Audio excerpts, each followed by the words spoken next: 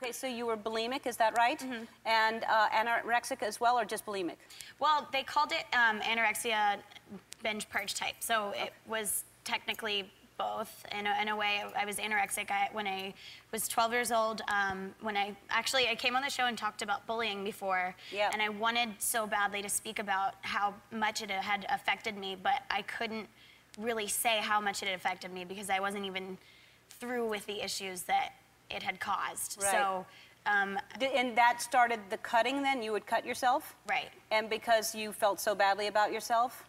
Right. I think that years of abuse in school and just, you know, so many things were said to me that just haunted me every day. And I went from having all these friends to none. And that's the effects that bullying can have on you. And that's why I'm so adamant and outspoken about why it's so important to get the awareness out there that teen bullying can cause these issues. You know, I struggled with cutting, with anorexia, basically bulimia, and were you drinking or doing drugs or anything like that?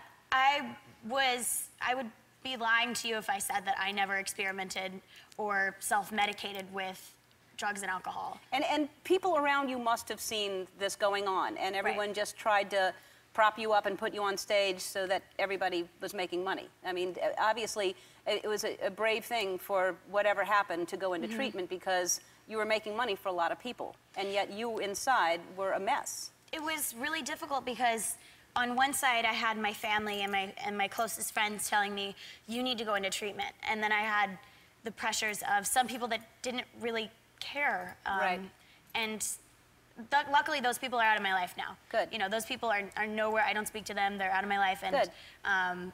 You know, I am in such a good place now that I can definitely like weed out those people in my life. If I sense somebody that's coming into my team that doesn't care about me, they're out. You know what I mean? My health and my recovery comes first, and everyone on my team knows that. And when it starts to get too much, I say, "Whoa, slow down!" Like, good. I'm working way too much, and they'll slow it down. And that's very mature for someone who's 19 to say, "Whoa, slow down," because you know that's sort of the pace of this business anyway, much less at that age.